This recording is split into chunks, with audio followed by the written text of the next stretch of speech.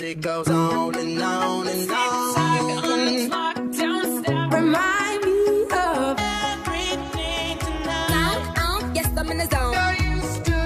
I get a good feeling. Dreaming about the things that we could be. So it's gonna be forever. You already know. That's a real me when I'm in the spot. Don't believe me, just watch. Oh, is it too late now to say I need a one dance?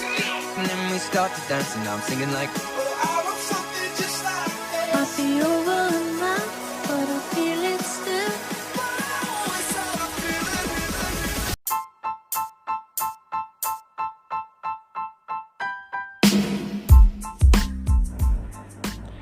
Yang pertama, ada namanya topik.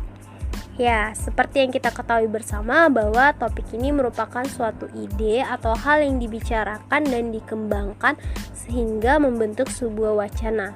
Maksudnya apa sih?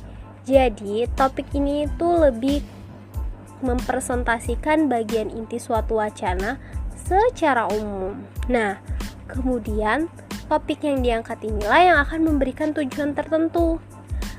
Nah, topik juga mempunyai kaitan dengan struktur kalimat secara fungsional. Bahkan nih, merupakan suatu deskripsi struktur kalimat.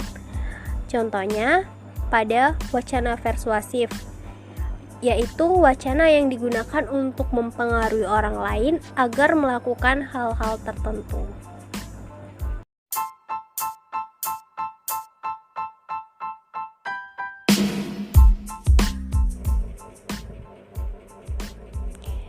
Selanjutnya, kita akan membahas mengenai tentang kohesi dan koherensi. Ini merupakan unsur paling penting agar terbentuknya suatu wacana. Nah, wacana merupakan serangkaian unsur-unsur bahasa yang menjelaskan suatu ide atau gagasan tertentu. Biasanya, ia memiliki kepaduan antar unsur yang satu dengan unsur yang lainnya, sehingga terciptalah kepaduan makna. Ada yang namanya kohesi dan koherensi. Kekohesifan dalam wacana yakni adanya keterkaitan antar klausa, antar kalimat maupun antara simbol dengan unsur penjelasnya. Sedangkan koherensi sendiri merupakan keterkaitan makna. Nah, maksudnya di sini di mana koherensi dapat diperoleh dari penggunaan aspek-aspek gramatikal, misalnya nih konjungsi, preposisi, ataupun aspek semantik lainnya.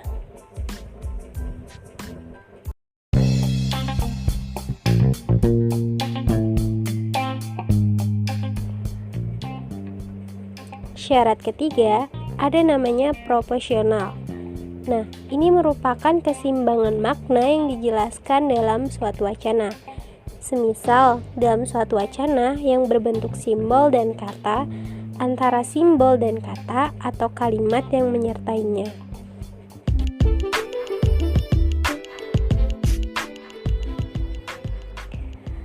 Yang keempat atau yang terakhir, ada namanya tuturan. Nah, tuturan dalam wacana merupakan bentuk tuturan baik secara tulis maupun secara lisan. Tuturan juga merupakan media untuk menjelaskan ataupun memaparkan topik dengan tetap memperhatikan kohesi dan koherensi. Nah, lagi-lagi kohesi dan koherensi di dalam sebuah wacana itu sangat berpengaruh teman-teman sekalian.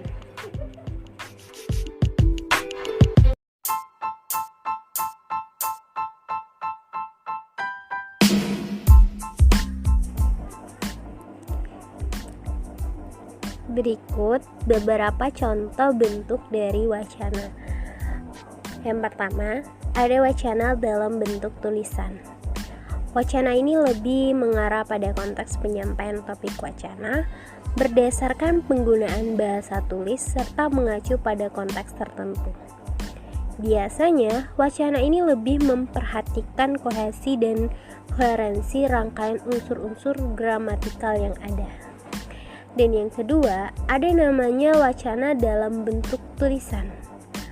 Ini juga lebih memperhatikan bagaimana penyampaian topik kepada pendengar agar pendengar dapat memahami topik yang telah dijelaskan serta bagaimana umpan balik yang diberikan pendengar terhadap topik yang telah disampaikan.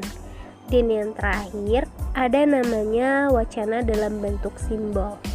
Ini juga merupakan bentuk wacana yang dalam penyampaiannya topik menggunakan simbol-simbol tertentu. Contoh, pada lambang dilarang parkir di sini.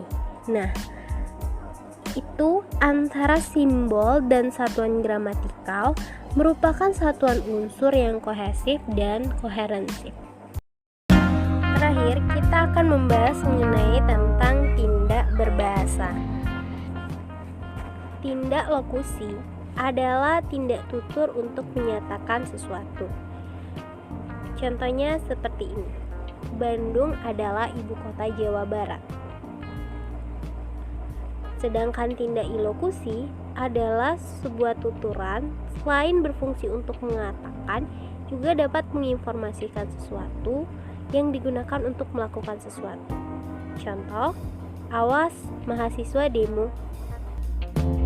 Dan yang terakhir ada tindak perlokusi. Nah, ini mempengaruhi penanggap tutur untuk melakukan sesuatu hal. Biasanya adanya akibat. Contohnya, dilarang merokok di area ini.